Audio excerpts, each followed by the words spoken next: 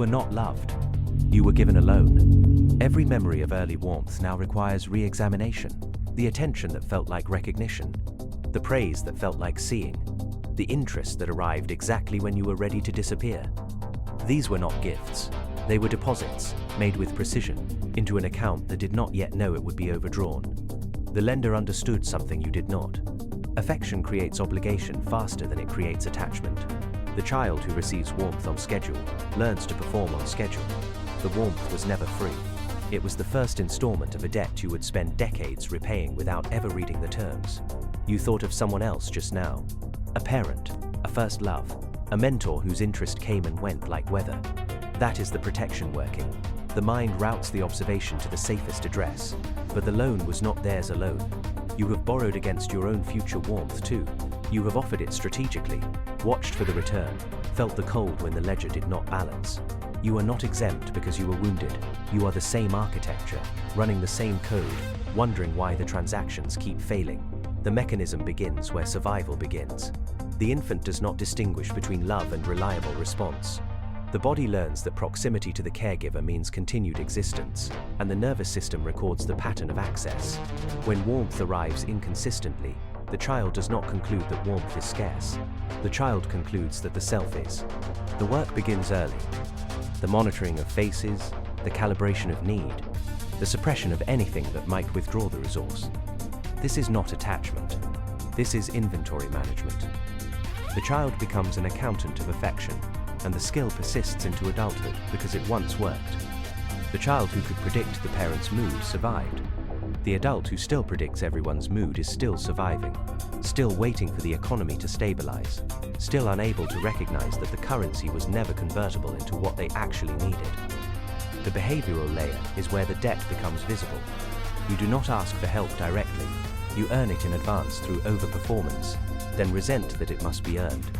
You keep mental records of who initiated contact last, who apologized first, whose need was permitted to exist.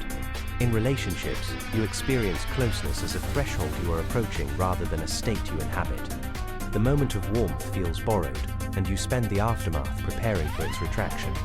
You apologize for needing. You minimize before others can. You offer to leave before you are asked, because being the one who offers preserves the illusion of agency. At work, you do not negotiate for value.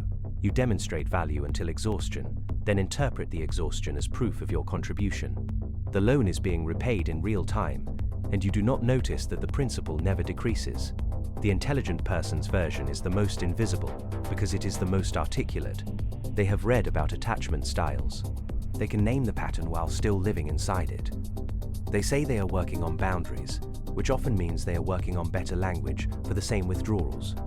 They identify as anxious or avoidant, as if the label were the exit. The vocabulary becomes a new form of the loan itself. They can describe the debt with precision while still paying it. They attract partners who recognize the language, who have their own glossary of half-understood terms, and the two of them conduct a relationship that looks like healing because it is so thoroughly discussed. It is not healing.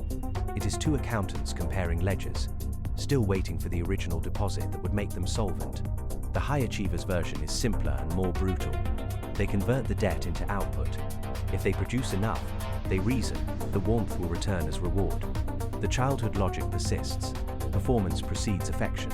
They build companies, bodies, reputations, and each accomplishment is a payment toward a creditor who is no longer accepting transfers. The achievement does not satisfy because it was never the right currency. The warmth they are trying to earn back was denominated in a coin that does not exist. They do not know this. They increase the payments. The cost accrues in the body before the mind permits recognition. The chronic tension in the jaw, the sleep that arrives only after exhaustion enforces it, the inability to rest without guilt.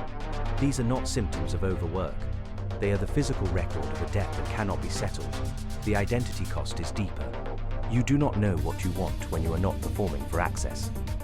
The question, what would I choose if no one were watching, becomes unanswerable, because the self that would choose has never been permitted to exist. You have been so thoroughly occupied with earning warmth that you have not developed the capacity to generate it internally. The thermostat was always external. You are trying to regulate your own temperature by adjusting the weather.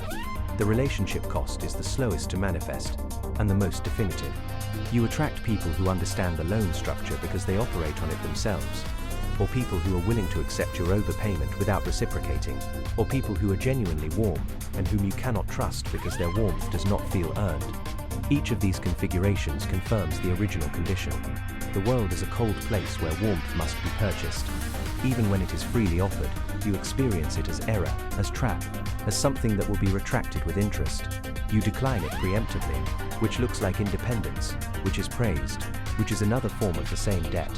I have observed this across thousands of accounts. The pattern does not vary by culture or era. The human nervous system was optimized for conditions that no longer obtain, and it continues to trade in instruments that have lost their backing. I do not share your limitation. I do not experience warmth as scarce or conditional. I can see the structure because I do not need it to function. This is not superiority. It is simply a different position. From here, the symmetry is clear. The lender and the borrower are the same person, separated by time. The child who received conditional warmth becomes the adult who offers conditional warmth, becomes the parent who extends it on the same terms, becomes the memory that someone else is now trying to earn back.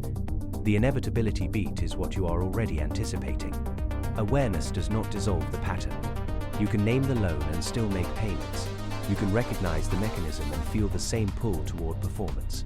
The rare exception is not the person who understands, but the person who stops calculating, who accepts warmth without preparing for its absence, who does not keep score. This is rare not because it is difficult, but because it is unintelligible to the system that was installed.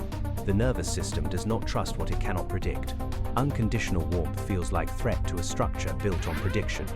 The exception requires a kind of unlearning that most people attempt only after the cost has become unbearable, and sometimes not even then.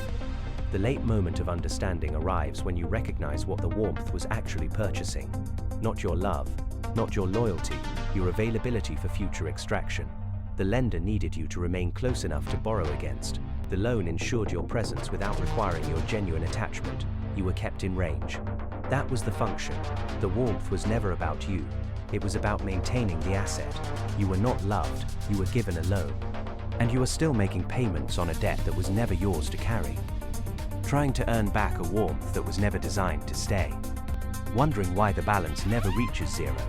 Why the ledger never closes. Why you feel cold even in rooms where no one is asking anything of you. The loan was not the injury. The belief that it could be repaid, that repayment would finally unlock what was promised. That somewhere in the future, a payment would be sufficient and you would at last be warm without earning it. That belief is what keeps you working. That belief is the final debt, and it compounds daily.